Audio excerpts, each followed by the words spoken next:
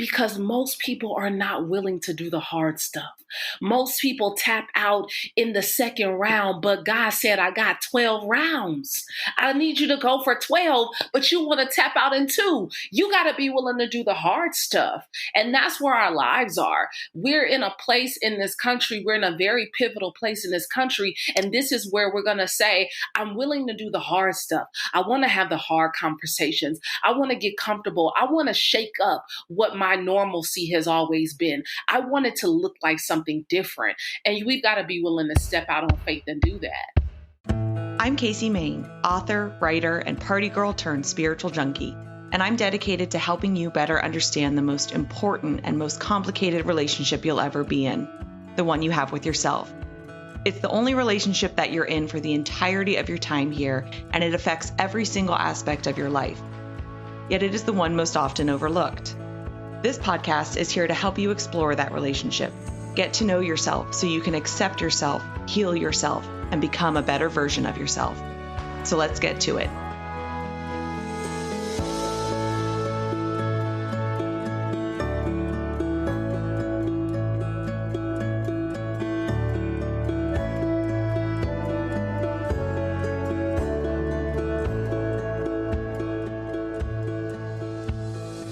Hello and welcome back to another episode of the Better You podcast. I am your host, Casey Main. As always, I want to start off by thanking you so much for being here. I know there are tons of podcasts out there, all kinds of other things trying to get your time and attention. So the fact that you have chosen this podcast just really means a lot to me. I'm loving doing it. I'm having so much fun having these conversations. I've also started to have, I'm not going to call it fun, I'm going to call it more torture on social media. So if you are not already following me on Instagram, I recommend that you do. The podcast is at The Better You Podcast. And I've started going live when I record these intros, and it's just, sometimes I do it pretty well, and then sometimes it's just a shit show. So just full disclosure, I'm on take 2 of this intro. So if you head over to Instagram, you can watch my total failed first attempt at trying to record these intros, which hopefully I edit them and they seem like they're just easy and me kind of just sitting and chatting, but that is not the case. Sometimes I forget what I'm saying, sometimes I forget how to talk, and it's just kind of a shit show. All right, so as far as what's coming up on the show, I've got all kinds of cool guests in the lineup. So I've connected with some really amazing people. I've got some really interesting books sitting in front of me. One is about the importance of being out in nature and how that can be healing. I've also got a call scheduled with a woman who does, I think it's called equine therapy, but therapy with horses. So I've loved horses my whole life, and she just seems like she's super interesting, and she's actually not that far. So that might get to be an in-person conversation, which would be amazing because most of these conversations are virtual, and which just feels kind of weird sometimes because I feel like I just really connect with the guests and I just want to know them and talk to them more. And yet for the most part, I haven't even seen their faces in real life. It's a random aside. Get into some random stuff now. Okay, anyways, I might end up editing some of that out. But today's episode, I just feel like this is a very powerful conversation. So today's guest is Brandi Harvey. Probably the most famous guest I've had on the show so far would be my guess. And I was nervous to talk to her for that reason, but I think I was more nervous because I knew the conversation, or I wanted the conversation to go where it ended up going. And that is that in the second half of the conversation, we talk about race. And if you guys have been following the show for a while, you know that I did a prior solo episode where I was really just exploring my own whiteness and things that I had been reading and learning and thinking about.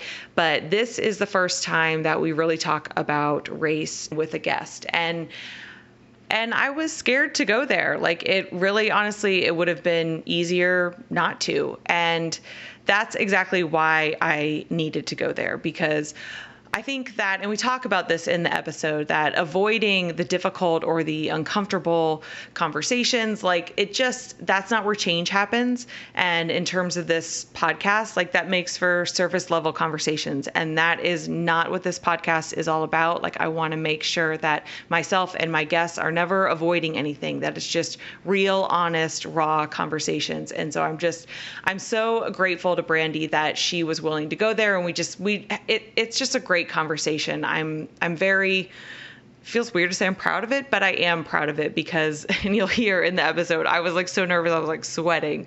But I think we covered some really important topics, and I hope that it sparks important conversations with the people in your life.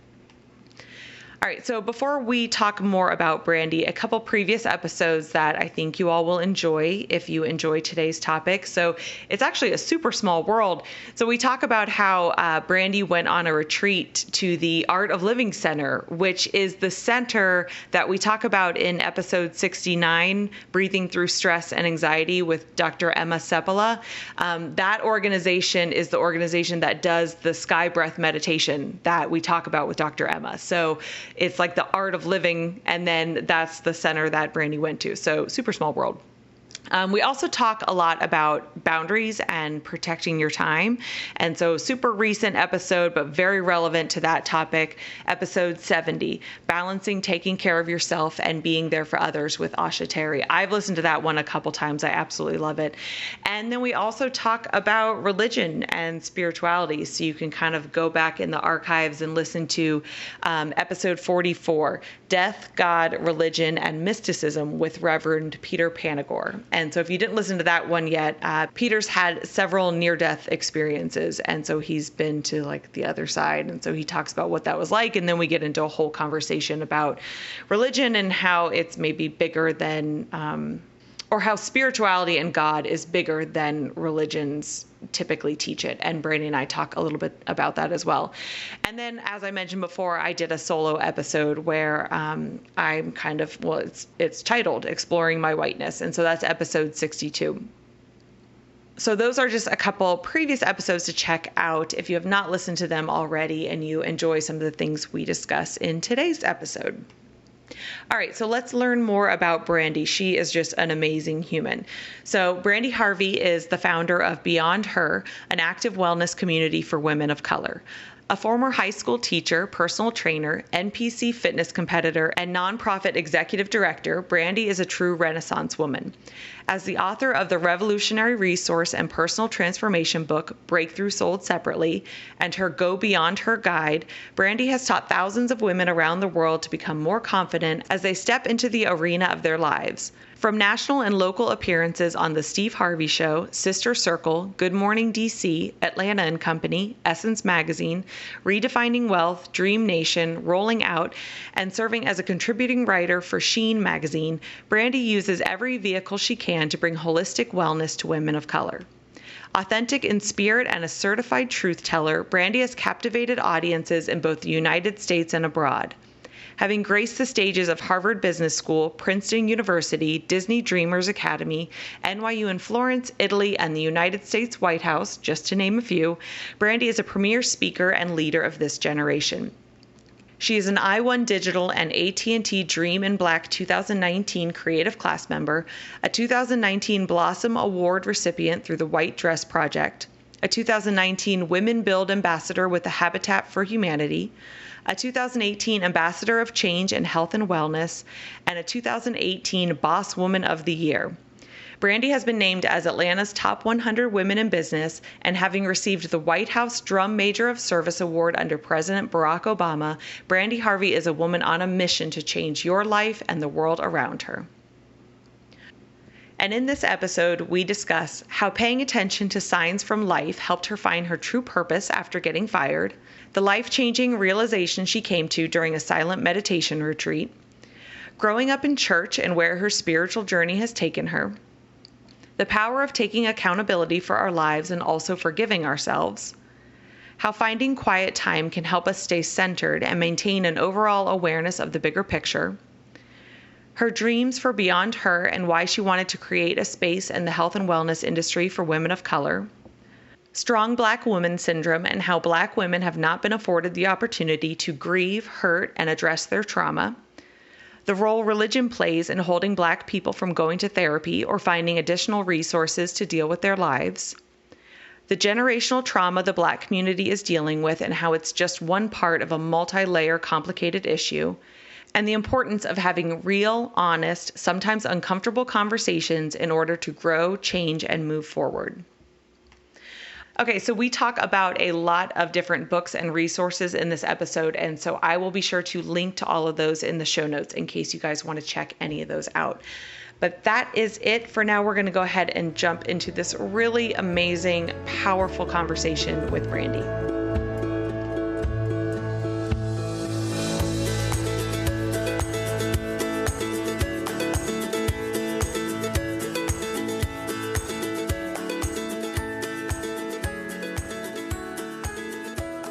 All right, so I want to start with a little bit of just your story and kind of how you got into this work, because I know you weren't always in this space of, coaching and the health and wellness and everything. So like, what's a little bit of your background and then like kind of what got you into this work?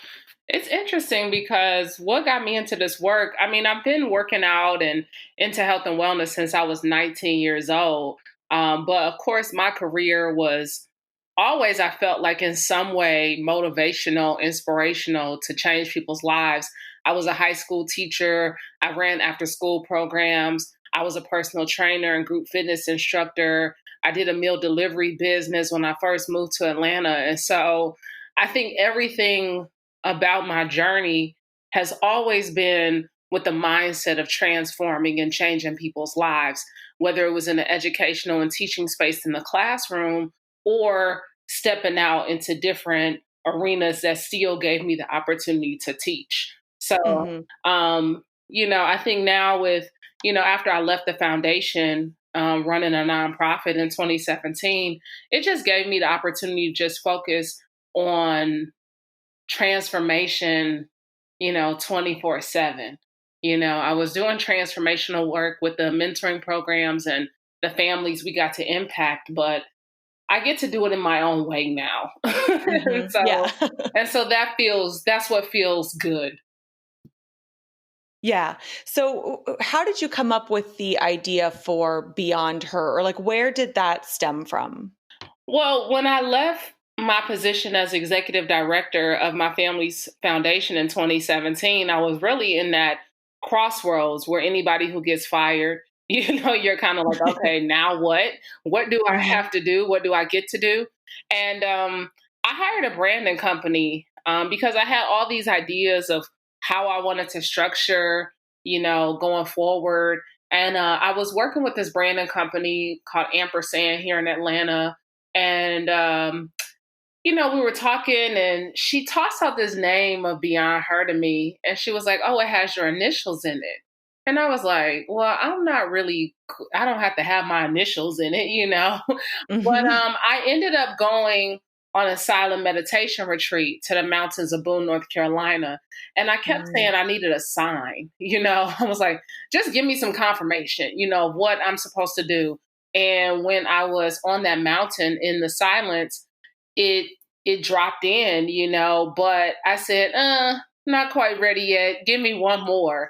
And I read the book Untethered Soul that my therapist gave me. And when it gets to the end of the book and it's talking about the journey beyond, and it's talking about beyond your limits, beyond everywhere you thought you could go, I was like, eureka. It was really, I was sitting in my kitchen and I was like, that's it.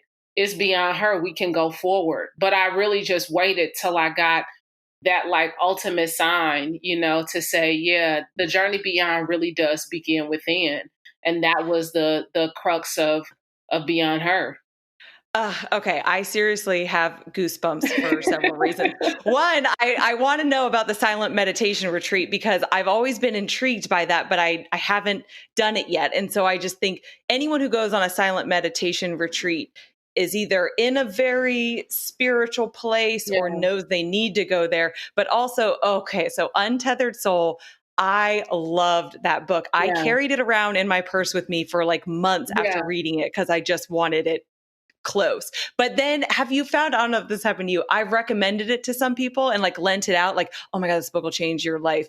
And they're like, yeah, it was okay. I'm like, Because you know it's one of those books that you really do have to be in the mindset for that type of book because it's going to challenge your beliefs. And I think oh for yeah. so many people who may have grown up in very religious backgrounds, Mm-hmm. it's very hard to digest some of the teachings of Michael Singer. And I think it's the same way Discover the Power Within You is for many people when I recommend that book by Eric Butterworth. It's one of those, like my mom, when I teach a class on Saturdays and it's a spiritual journey, Bible study class. And I use that book as one of the references. And like my mom was like, no, I do not. She was so like, no, ma'am, I cannot get into that book. And I think it's because it does challenge your beliefs. But I think I've always been in that space where I want to be challenged. I want to know why I believe what I believe. Yes. I want to feel it in my heart and my soul. And if somebody questions me, I want to be able to say, this is why. And there's nothing wrong with that. That's the thing that makes us grow. It stretches us beyond our own capacity to say, man, where are the depths of me? How far can I really go in this life? How far can I really wander in the world? So I love that. And I think you're right. You only get to those places by questioning yourself and questioning your beliefs. And so I'm curious, has that always been your nature? Because I know for me, I was almost the opposite for the longest time and just kind of go with whatever and like people pleasing and do whatever makes everybody happy. Then it was like a light bulb turned on and now I question and challenge everything. yeah, I think I've always, when I asked my mom about like how I was as a child, and she's like, you were the same as you are now, just a little smaller version, and I've always been a seeker, I've always been a seeker. And so I've always wanted to know more. Like I was always the kid that was going to say, well, why? Well, why do we have to do that? Well, why do we have to go there? And it was frustrating for my parents. And I think, we finally have found a happy place in my adulthood with that. But, Yeah. but I've always been that way because I just always love to know things, and have a touch point. Like I love those, it was like when you used to read the Snapple caps, those little known facts on the Snapple cap. Like I'm that person. I want to have that little known fact that one day when I'm watching Jeopardy, it just so happens that I'm going to put this to you, Oh, that's so funny. Okay, so tell me about the silent meditation retreat. Like what led you to go on that? And then did you come out the other end of it like a totally different person, or like what was that experience and why did you do it? I think had I not been in therapy for the months that I had been in therapy, I would have never even thought about a silent meditation retreat. But I think therapy gave me the license to say it was okay. So that's the first thing. But the second thing, when I got fired, I really was like, and I tell the story in my book, Breakthrough Soul, separately. I talk about this and I was in that place of first saying like, well, maybe I just need a beach. I need to go somewhere where there's a beach and a cocktail, and then I will definitely find my purpose. Yeah. Of course, everything will be clear. I was really thinking it was going to be like how Stella got her groove back, but it was not that, and I really was, asking God. I was just like, where do I need to go? What do I need to do? And it really, honestly, it just popped in my spirit. And I just started looking up silent meditation retreats. And I kept slamming my laptop down like, no, I am not going to do that. That is no, Brandi, like, this is not what you want to do, friend, And it just hit me like, this is that part where you have to decide, how do you want the next chapter of your life to be? Like, what do you want it to look like? And you can keep doing the same thing that you've been doing and getting those same results, or you can go step out on faith and do something else. And I chose a place that was drivable from Atlanta. I went 5 hours away from Atlanta into Boone, North Carolina, into the mountains, into the Art of Living Center at their retreat center. And and I really I surrendered. I just surrendered. And it was hard. It was one of the hardest things I've ever done, because I realized when I was on that trip that so much of my life is talking. So much of my life is using my words. And, but I had to surrender to the process. I really wanted to leave at first. I think I was like 2 days in, and maybe even the first day of silence, because the first 2 days we did this happiness retreat and you could still talk, but you were doing yoga, meditation for most of the day. When it got to the third day and we were in complete silence, I was so pissed. I was just like, why am I here? Like, why did you sign up for this? Like, you can really just go home. Nobody knows you're here. And then I was, but you're here. You know that you're here. You know what you've set out to do. And it challenged me, but I surrendered on that day, and I surrendered to the process of what I really needed to find while I was there. And I found just a closer, walk with myself. It was the added confidence I needed. I left so much on that mountain. And in my book, I share my journal entry from that time in October of 2017. And I just surrendered, and I'm just so grateful for it, because it opened my life up in a way that I never thought was imaginable. I didn't know what was possible, because I said, in this moment, I give up control, because I can't control other people. I can't control the scenarios. I can't control the fact that they let me go. But what I do have control over is every single second of this moment, this moment right now. And what can I make of it? And here we are. So, like, how did you come to that conclusion? Is it a matter of, like, in the absence of talking, you're just forced to pay more attention to all the thoughts that you have running through your head, and then you go through a process of questioning them? Like, what is it about the silence that brings up those like big aha moments? I think what the silence does is it doesn't give you an out. It doesn't give you an opportunity to go place your attention on something else. Because typically when we're in our day, we can turn on something, or we can lose ourselves in a Netflix and chill. We can, randomly watch something or get lost down the rabbit hole of Instagram scrolling. But when you take all of that away, you take the books away, you take the music away, you take the television, you take the conversations away. Well, now you're just left with you. And to face yourself is one of the hardest things that you will really have to do in your life. It's not anybody else.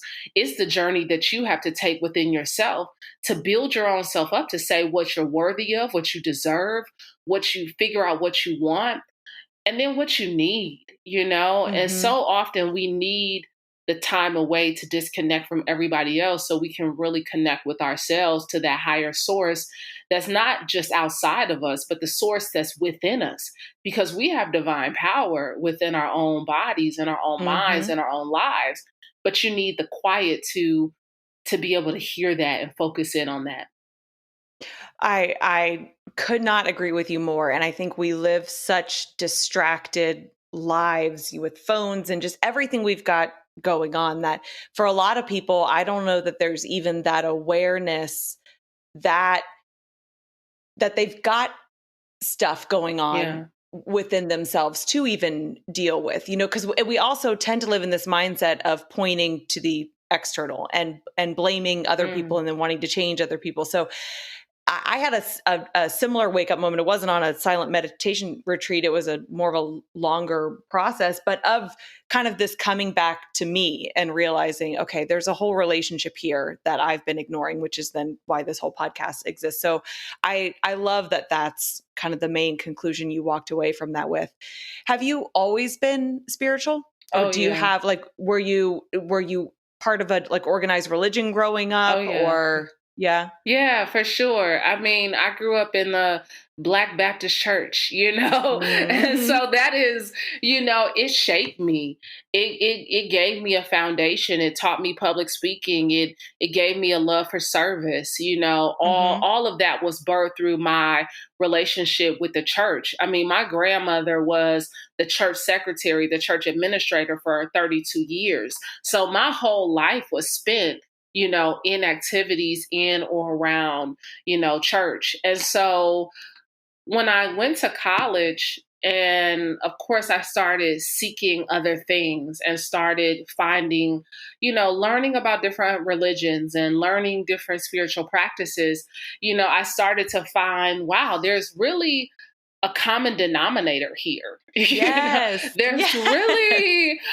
really a fluidity here if we just focus on loving each other.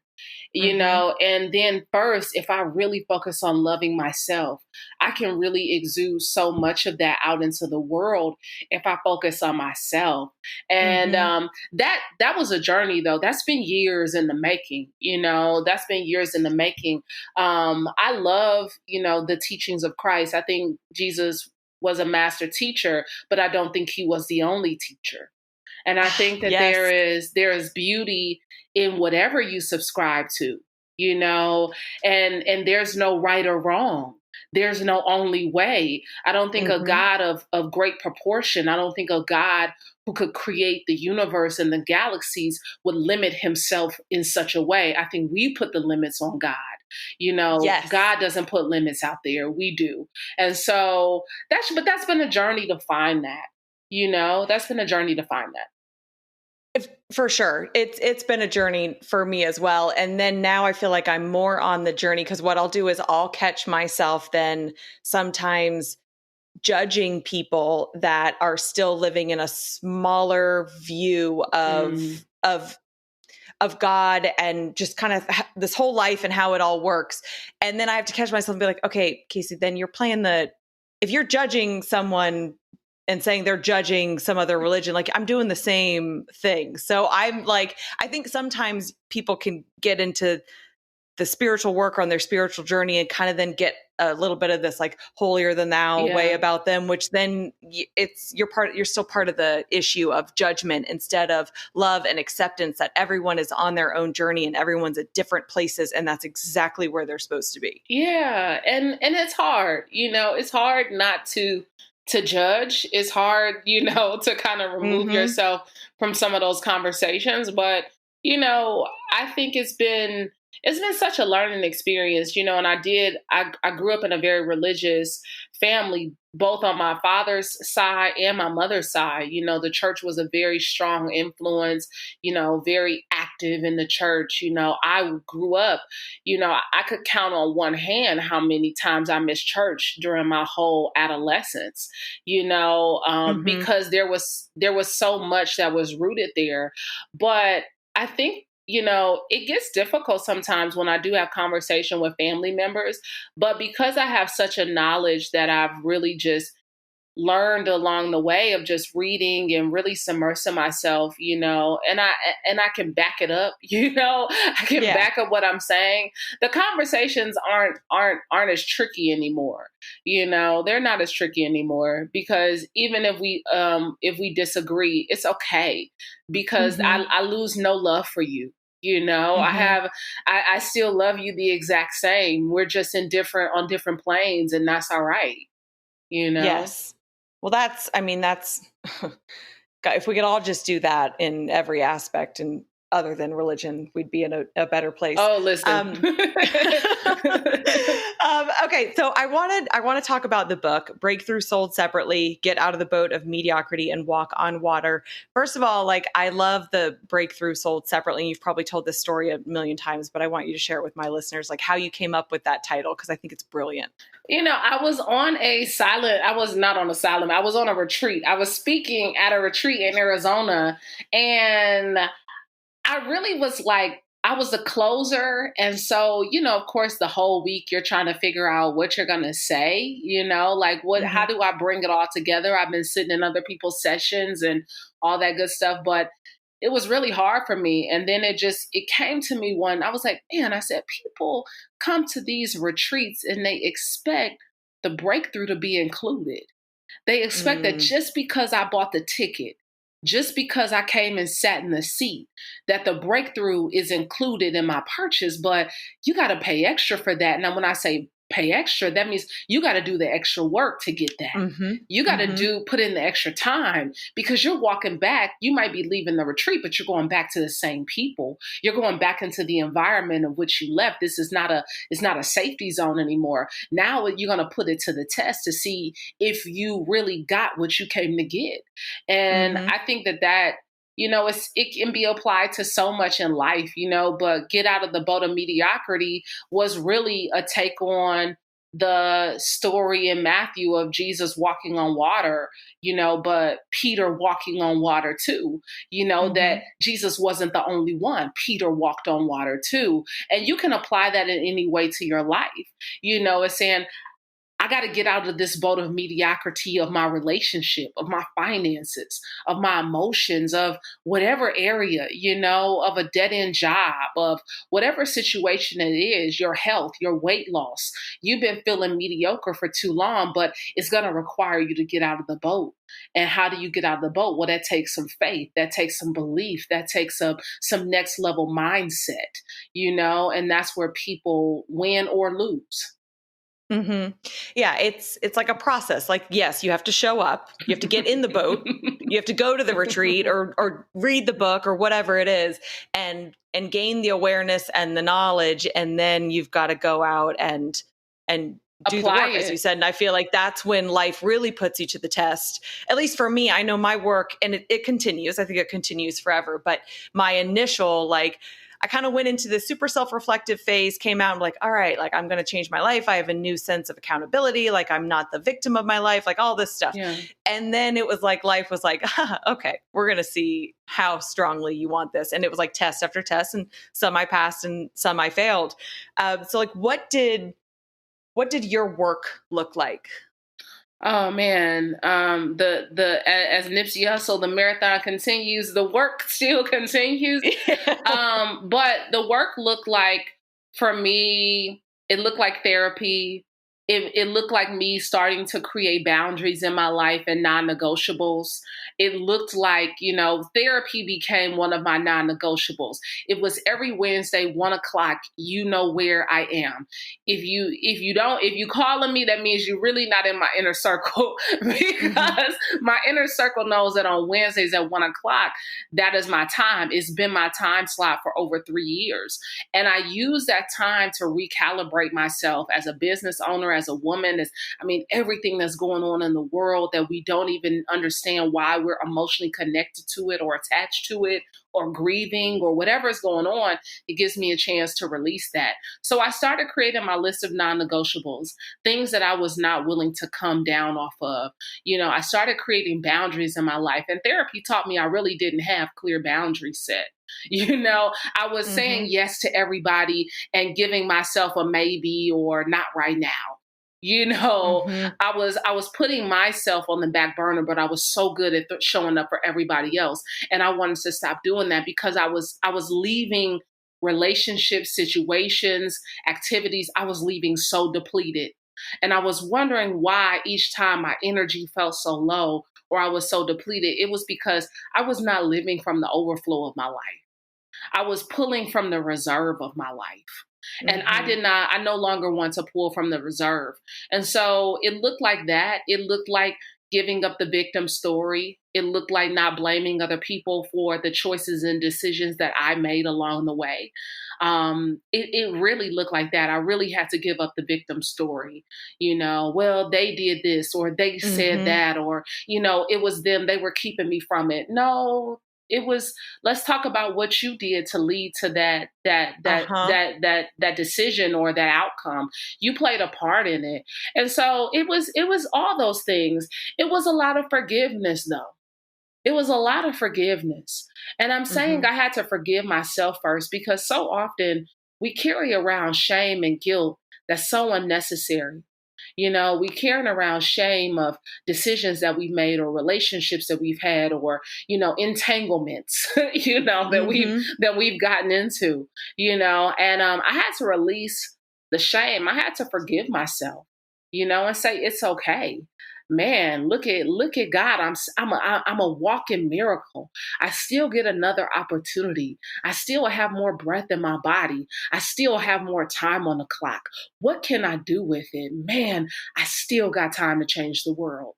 And so that just became, you know, my life, and I didn't make excuses about it. I just kept pushing forward that everything in my life was a lesson, that everything was really working together for my good, that every time I felt like a door got closed, I was like, oh God, look at you blocking that so I can have exceedingly abundantly above all I even thought I could have.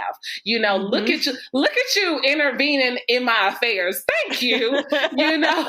Look at you showing out, so that was it. I just did my work and I stopped looking at other people's assignment. I stopped looking at other people's tests. Like I started looking at my own test. I started watching how I was showing up in the world, not how other people were, but how was I giving everything that God had given me? How was I going to pour it out to the world? How was I going to use every single gift, every talent and not bury it? But how would I bring it to life so that not just my life would be changed, not just my family's life, but man, I could impact other people and their lives could be changed. Generational curses could be broken. Strongholds could come loose. Man, I got work to do. Let me do my work. Let me do my assignment. Okay. I love that. I have goosebumps again. And I'm with you 100%. And I believe all of that. Everything is a lesson. Everything really actually is for a reason. And where we think that maybe life is not being fair, it's because there's actually like a better direction for us that we just can't see because we're living in the moment and in the weeds and all of that. Are you able to like keep all of that top of mind as you go throughout the day? Because like I lose it sometimes. Like I lose that awareness of it and get stuck in the weeds of everything and stressed out and all the stuff. And then it's like I have to have these moments kind of zooming back out to be like, okay, Casey, like remember, there's nothing to be stressed out about. Like it's all perfect in the end. Like this is exactly how it's supposed to be. You're on the path that you chose for this life and it's all perfect and blah, blah, blah. But like, I don't know. I struggle to keep that top of mind while navigating like daily life. Oh, listen, trust me. I have all the moments where I am calling my sister, cussing and crying. Okay. I'm like, you're a superhuman. Like, I'm cussing and I'm crying. Okay. Okay. No, like it happens. It happens all the time, but I will say when I'm able to come back, and bring myself back is when I have my quiet time, is when I make that time for myself to sit down, reflect, meditate, get centered, get my breath back, focus on that breathing, bring myself back down, find the beauty in this very moment that everything is working together for my good. Like, yeah, sometimes it's a struggle. Sometimes it can last a few hours. Sometimes I can instantly snap out of it. Sometimes, I need a whole day to be pissed off. You know what I'm saying? And I'm going to do it, but it's just finding that place, that's why journaling is so important for me, sitting on my patio, my garden, tending to my plants. Like it gives me a minute to come back and say that God is real. Like, look at everything that's around me. Look at all the beauty of this moment. God, what are you shielding me from? What is that protection that I thought was rejection? What is everything that you're aligning for me that I know right now it seems like this is not the business. This does not feel like a success, but I know that there's something on the other side of it. I think it's just, it's been easier for me to stay in that place. Don't get me wrong, it gets hard, but it really does get easier because I've really just found that way of centering. I become selfish with my time. I become really selfish about saying, no, not right now. I can't do that. Sticking to my schedule of saying like, no, this is my time and I'm carving it out because that time gives me the opportunity to get still and get present, and get present. Yeah, I think that, and this is just such a constant theme that I feel like comes up in these conversations, is setting those boundaries, like being aware of what it is that you need and then putting boundaries around that and staying true to it. And I don't know if it's a human thing or more of a female thing, but I know that that's something that I really struggle with. Maybe it's a middle child syndrome thing, but that the setting of the boundaries, I think, is where a lot of, in particular, like, women struggle. Oh, yeah. I have a twin sister, and so we live totally different lives. My sister's married. She has a 4-year-old. She runs an insurance agency. Like, we have very different lives, and Mm-hmm. so we even in our relationship and finding that happy median sometimes of me understanding, like, man, she's kind of stressed out because she's giving herself to so many different people in her household. Before Mm-hmm. she even gets out the door, she's giving herself to a number of people, where I'm a single woman, and Mm-hmm. I live alone, and so I get to carve out more time for myself, and I get to appreciate the moments of singleness that I would think that, so many busy moms and wives, they really don't have that luxury. And Yeah. as much as I'm like, I'm claiming my husband for 2021, 2020, as much as I'm claiming all of that, I'm really, thankful for the singleness. I'm thankful for these moments because I know that it won't be like that always, and so I honor the fact that I get to, really focus on me, you know, Yeah. I honor that. And so for all the, like, I call my sister all the time. We talk like 50 times a day. But, I'm always telling her, like, girl, you're the real MVP. Like, you're the real MVP. She'd be like, oh, girl, my nephew probably broke something, jumped on something, climbed on something while she was in the middle of a Zoom meeting, So Yeah.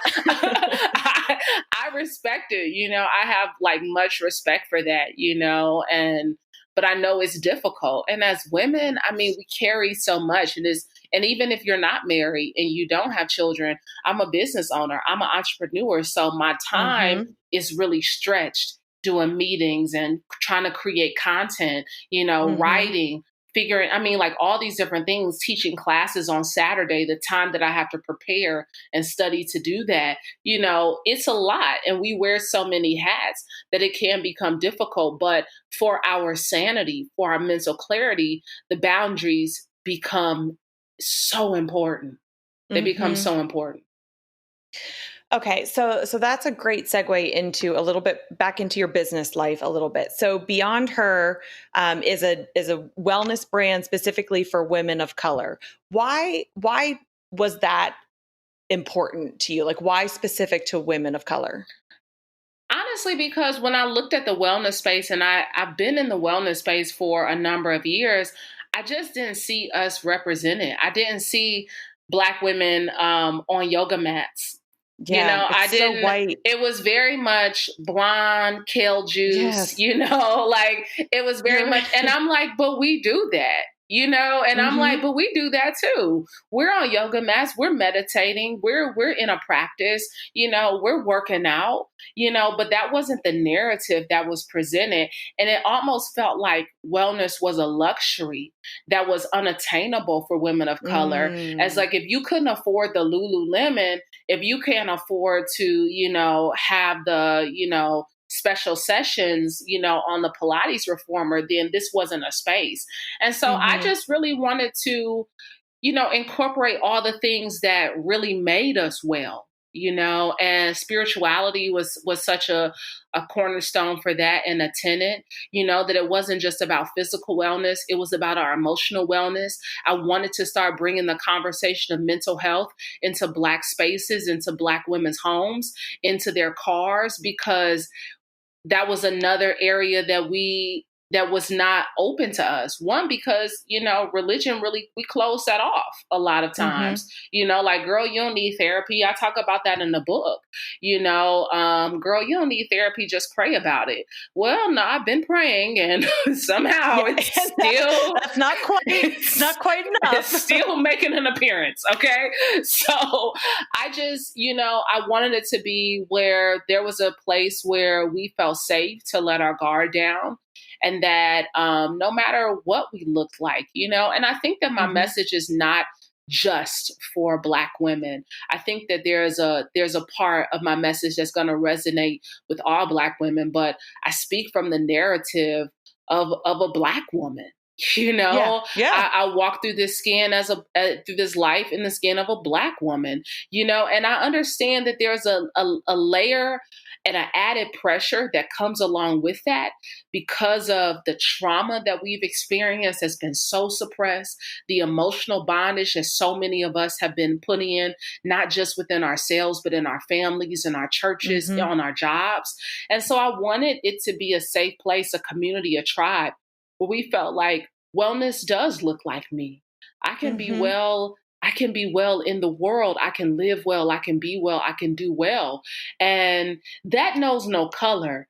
But I also know that there's a specific narrative that we share that is so powerful that if we can tell our stories, our own wellness journeys, then I give license to somebody else to be free. I give license to somebody else to stand up and say, man, I do a thing called Freedom School, and it's on Saturdays, and it's a 6-week spiritual journey.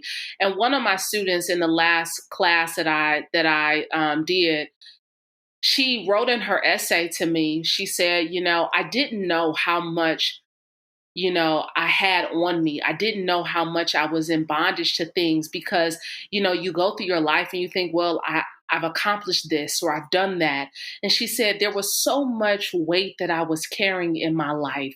And she said over the 6 weeks, I ended up losing 21 pounds.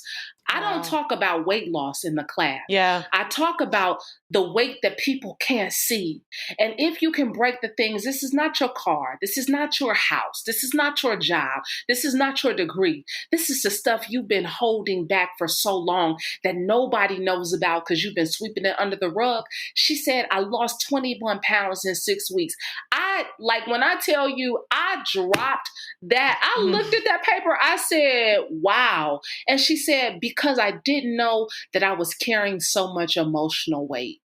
And so if I can give women a license to clear out their own closets, if I can give women the license to say, I can shake off some of the things that I've been carrying around that people can't see, I might actually lose so I could win. I might actually be able to run a little harder, a little faster, a little stronger for the next leg of my journey. And that's what I want people to do. I'm giving you the tools to run a marathon, not a sprint. Mm-hmm.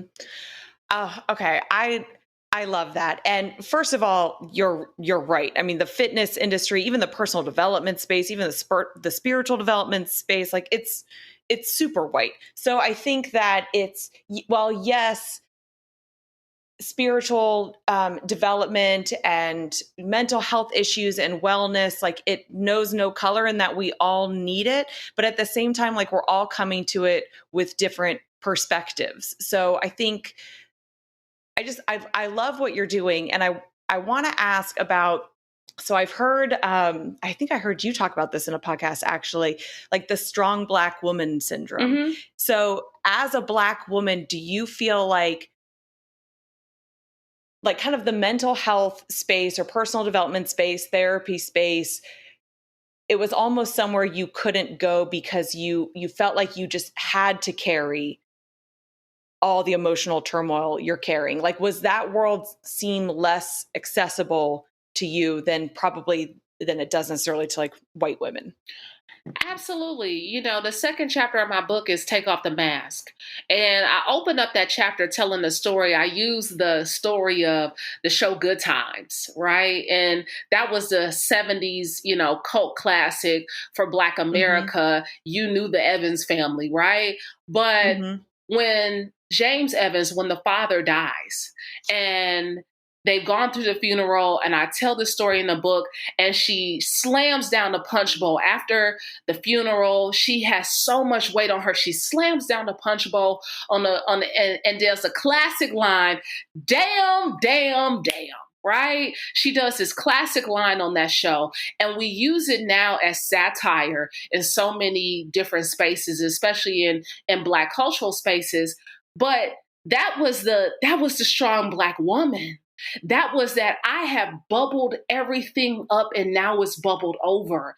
And not only do I use that example, but I talk very extensively about Dr. Joy DeGruy with post-traumatic slave syndrome and the book that she wrote in 2008. It was very poignant because the work I was doing at the time was with families, with Black families and fathers that were absent from the home. And I was like, man, like, we've experienced so much. What has happened? And that book, Post-Traumatic Slave Syndrome, really like put the nail in the coffin. It was everything that I needed to kind of seal the deal of like, I totally get it. Because even in my own journey of emotional growth, I remember saying I had just come out of college and I was like, I need therapy. And my dad was like, therapy? Oh, Black people don't have time for that, Brandi. We do not have time to be getting in no therapy. And I was like, oh, we don't? You right. And I was like, oh, we don't do that, right? And I remember just not feeling like I could go talk to somebody, even as a child, with the feelings I had as a child and the emotional, abandonment I felt from my father when my parents got divorced. My mother, her first option was, well, go talk to the pastor. Well, I didn't want to go talk to the pastor because I was friends with his son. Like, we all hung out. Like, I don't want to talk to him and like tell him how I'm really feeling. And that's my friend's dad, I was like, no. But I think that so many of us, because we've never, as Black people in Western culture, we've never had the real opportunity to grieve. When you look at chattel slavery, when you look at the diaspora, when you look at the barbaric, inhumane treatment that Black and brown people have experienced in this country, the brutality, right? You've never had a chance to fully grieve. Even when you go 2020 and we look at what's happening in the media, we're watching violent death, right? We're watching trauma happen right on our phones, on repeat, on a daily news cycle. We're constantly watching people die. This is not a movie. This is real life. And then we're expected to just go back to work. We're expected to just go back to normal reality. Well, I just buried my husband or my father or my son or my cousin, and I don't really know how to do this anymore. I need some help. But we haven't had that as a luxury to us. And to understand how deep trauma is, most people don't understand that there are big traumas and there are little traumas. Most people think, oh, I've not had anything traumatic. I haven't been assaulted. Nobody's died in my family that I know. But there are those little things, abandonment.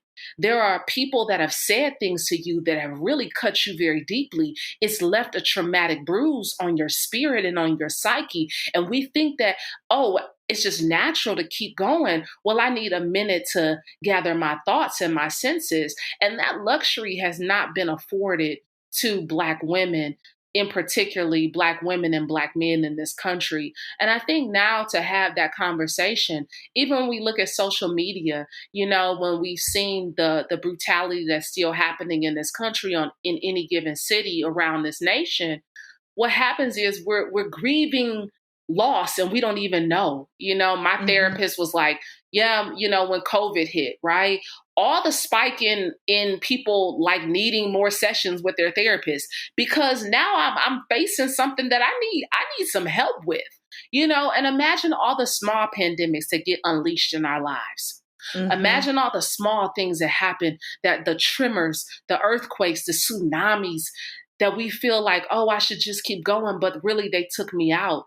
There has to be a place where we can find some rest. There has to be a place where we can find some rest. And Black women haven't been afforded that because we've been We've been told we're strong, and we look at that as a compliment.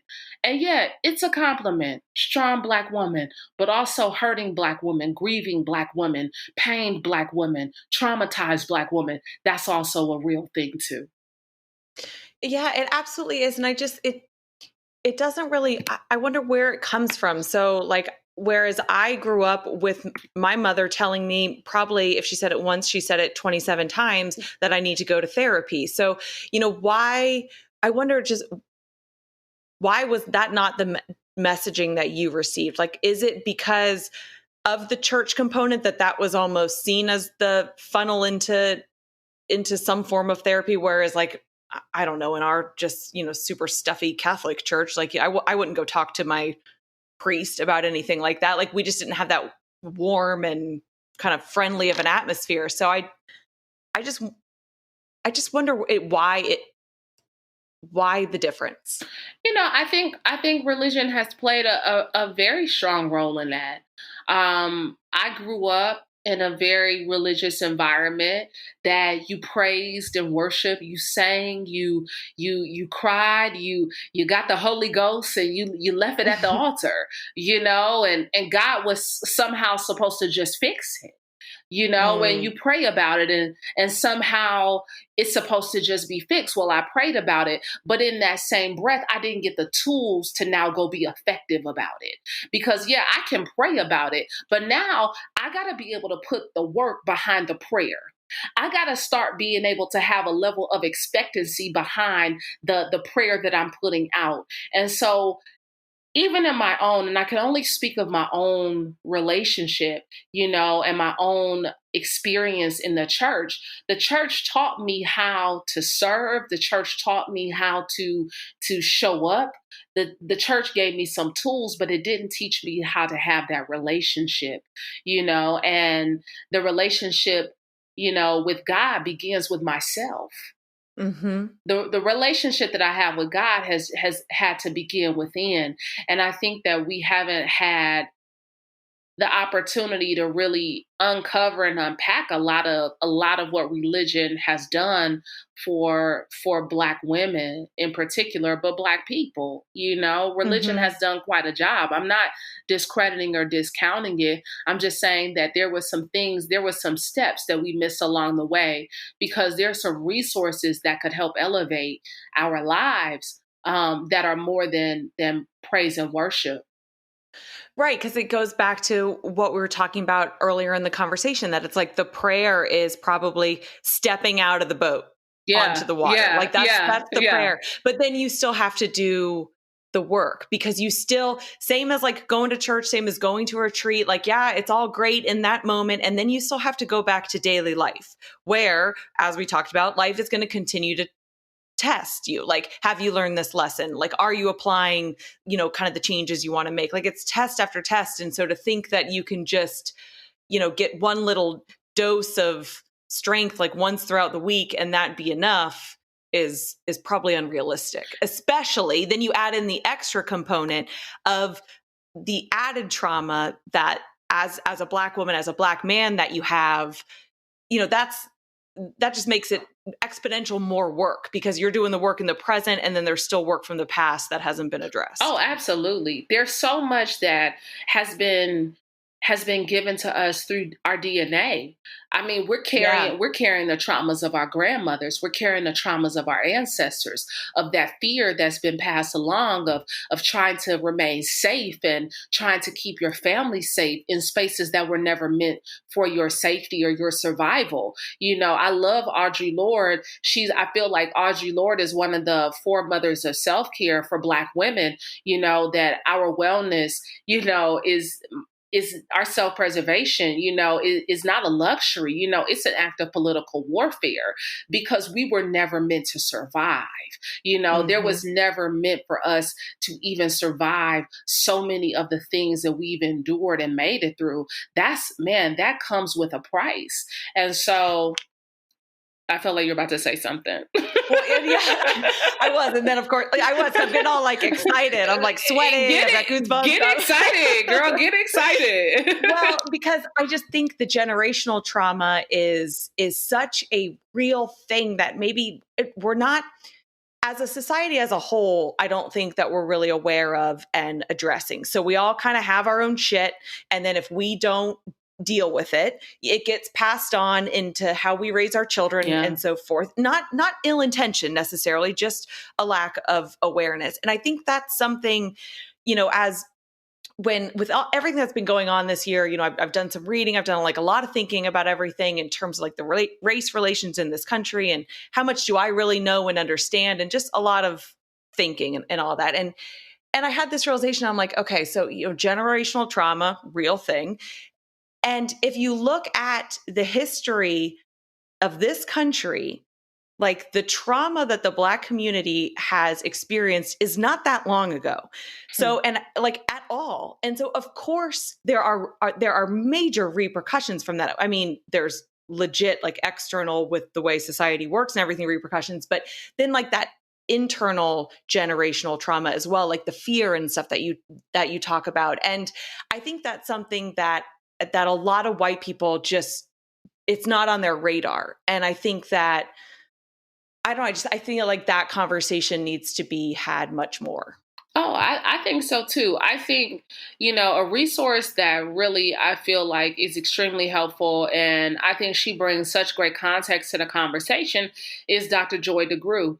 She wrote the book Post-Traumatic Slave Syndrome. They just actually did a revised edition of that book very recently. And I feel like if you watched her lectures on YouTube or Facebook, or you want to read the book, I feel like she brings such a great way of talking about cognitive dissonance and bringing in how, hyperly vigilant we can be because of the type of experience that we've had, and just how, I can think about how my mother and my grandmother talked to me as a young person growing up when I first started driving, and saying, okay, make sure you have this, make sure you have that, don't do this, don't do that. It was like a whole checklist. And when my brother started driving, I remember them really having, my mother, like really almost like she was praying, child, and having altar call just in the living room until he got back home,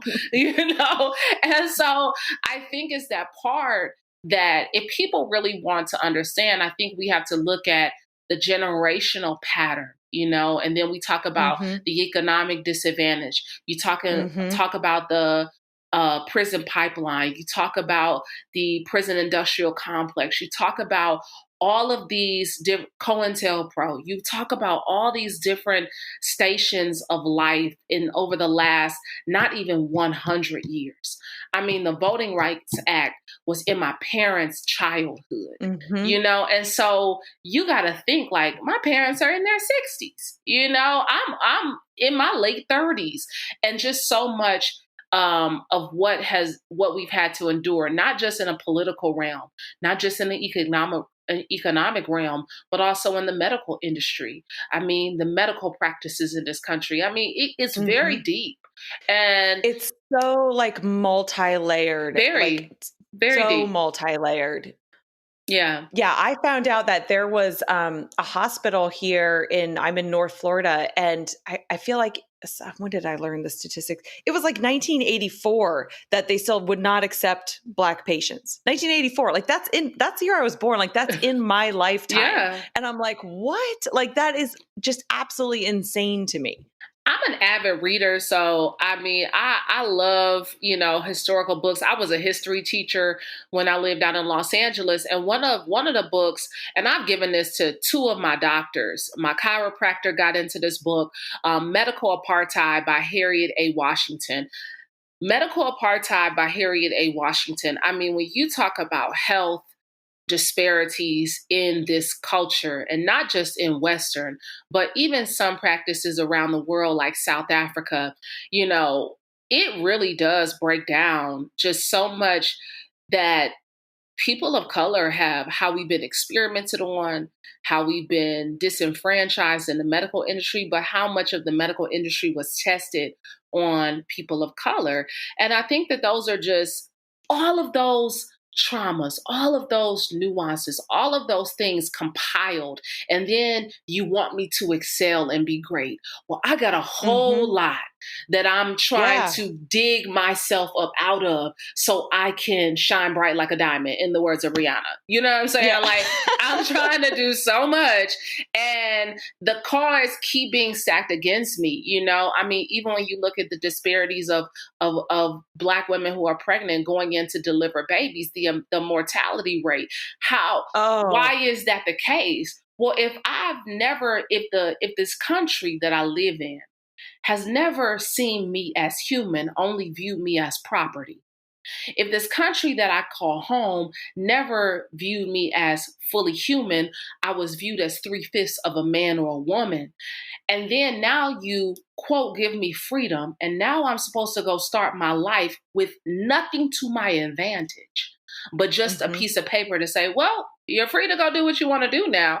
No, it comes with some welcome to the American dream. Come on, go do it. And so it's like, even like when you see us and we reach these levels of success, the reason why people root so hard is because people know that for you to make it, God, you beat the odds. You have excelled, you have pushed past. And if you go into certain spaces, I mean, you're like, man, you really, really pushed back. You went into Ivy League and you came out valedictorian, you know what I'm saying? Like, look at the young man from Princeton this past year, you know? So it's so many things, you know? It's not the only thing though. It's not to say that, you know, what we have in this as Black people is impossible. It's an impossible task in front of us. Absolutely not. We've seen so many people beat the odds, but we also know that there's a small group that they're willing to have beat the odds. It's a small, we got a small percentage of people that we will actually have that look like you over here. So, I mean, just get ready for that too. Yeah, you know, you mentioned the women going into labor. I wrote not too long ago an article for Pop Sugar on virtual doulas, and so I learned all about doulas, which is just fascinating. I didn't know much about that, but in that I learned the statistic of what a higher percentage Black and Latino women are for dying during childbirth. And this one doula was saying it's a lot of times because when they're speaking up and saying something's not right, they're not listened to the same way that maybe they'd be listened to if they were white.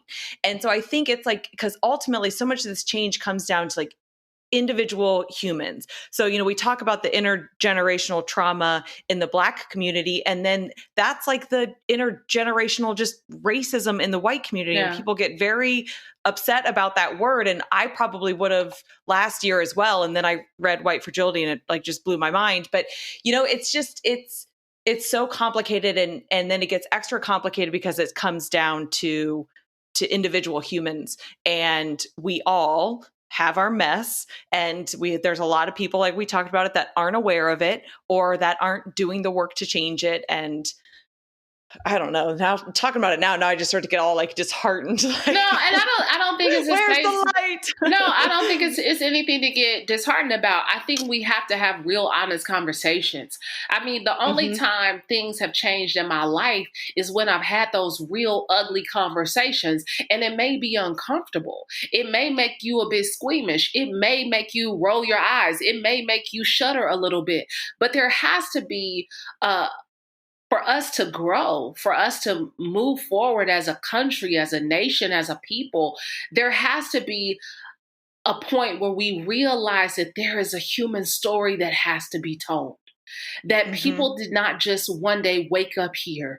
No, there was some lack of humanity that was shown in some parts of our American history. There was some brutality expressed in our American history. We have to be real clear on that. And we got to know that there were some casualties along the way. It's not to dishearten the conversation and say there's no light. Man, the light is happening right now because I'm a Black woman and you're a white woman and we're having an honest conversation. That's light. That's an Yes, yeah. unfolding. That is manifesting something different. That means we get to choose a new reality and we get to build something new. Man, I want to be a part of that. I want to be a part of that. You're right. I think it really is all about having the uncomfortable conversations. And that's true with any kind of self-work too. You've got to have the uncomfortable conversations with yourself. Yeah. And so then if we're going to change anything within society, relationships, whether they be family, romantic friendships, it comes down to having the uncomfortable conversation. It's like change cannot happen unless we just, you go into the discomfort. And like, I'm so proud that this conversation went in this direction. I'm like sweating, but I feel good about it. I mean, when you look at I go hike Stone Mountain, and I like going on different nature hikes here around Georgia, and the base of the mountain is always crowded. Everybody is down at the base of the mountain. Everybody is talking and laughing and joking and high-fiving each other at the base of the mountain. But when you get to the top, well, people start to trail off at the top, because to get to the top means I've gotten uncomfortable. I've gotten hot. I've had to stop. I've had to drink water. I've had to take a break. I've had to remove an article of clothing. I've had to get uncomfortable so I could get to the top. And most people never reach the top of their lives. They never reach the pinnacle because they refuse to be uncomfortable. They refuse to let life put them in the hot seat. But if you're going to win, you got to be willing to do the hard stuff. I was in my workout a couple weeks ago, and I did not want to push the weight. I was tired. I was like the last set, and I was just like, oh my God, make this stop. Get me out of here. And I was like, literally, the Spirit said, do the hard stuff, Brandi. Do the hard stuff, because most people are not willing to do the hard stuff. Most people tap out in the second round, but God said, I got 12 rounds. I need you to go for 12, but you want to tap out in 2. You got to be willing to do the hard stuff. And that's where our lives are. We're in a place in this country. We're in a very pivotal place in this country. And this is where we're going to say, I'm willing to do the hard stuff. I want to have the hard conversations. I want to get comfortable. I want to shake up what my normalcy has always been. I want it to look like something different. And we've got to be willing to step out on faith and do that. I love it. That's perfect. That is getting out of the boat of mediocrity and walking on water as humans and as a society. Absolutely. Why be stuck? There's nothing for me in the boat. The boat is giving me the same things. I'm getting the same results. The boat is putting me in the same situations and I'm not seeing prosperity. The boat is putting me in the same type of relationships and I'm not growing. The boat is putting me with around the same people that deplete me, that they make withdrawals and they don't put in and make deposits. I'm just trying to get out of that so I can get to what God really has for me. It's going to be uncomfortable. It's going to make me sweat. It's going to push me to my limits. But if I want freedom in my life, if I want to see abundance, and not just for myself, exceedingly abundantly above all, for not just me, but for everybody I encounter, man, I got to be willing to do the hard stuff to get there. I love it. I almost want to be like, amen. Girl, they do all the time. It's all right. They say amen. Amen. Amen. I don't need to say amen. I don't need to. Probably never in my life. Thank you so much for coming on. This was such an incredible conversation. Tell everybody where they can find you, buy the book, find your work, learn more about the class you do on Saturdays, follow you, all that good stuff. I'm on Instagram at I am Brandi Harvey. If people want to connect with me, that is my social space. I am Brandi Harvey on Instagram. They can also check me out at beyondher.co on Instagram and the website. And I write a weekly newsletter. It goes out to my subscribers. It goes out every Tuesday. You can sign up on Beyond Her. I have a link in my bio on my Instagram. So if people want to, this is my last semester, my last class of the year for Freedom School. It actually kicks off on September the 12th through October the 17th. And so this is my last one that I'm doing for the year. And then I'll start back up in January. But I'm on the gram, I'm on a podcast, Beyond Her. And, I do a live every Wednesday. I do a live, it's called BH Unplugged on my Instagram. And then on Sundays, I do a fun, let your hair down. We're going to laugh, have some twin talk with my sister Carly on Sundays at 4:00. And so yeah, I'm out here, but Instagram is the best way you can get connected to all my platforms there. Perfect. Thank you again so much. Thank you. I appreciate you for having me. All right, that's it for this week. Thank you again so much for listening. If you have feedback or want to add to the conversation we just had, you can reach me at thebetteryouPodcast@gmail.com. I would absolutely love to hear your thoughts. Any feedback you have, good or bad, bring it on. I'm ready for it. Ready for the uncomfortable conversations. Do not want to shy away from them. Also, make sure you are following the podcast on the socials. We are on Instagram and Facebook at The Better You Podcast. If you've been enjoying the show, then please leave a review, especially if you listen on iTunes, so through the Apple Podcast app. They're really all about reviews with the podcast algorithm, so that will really help with a lot with growing the show. And I think that's it. Thank you all again. Have a wonderful week.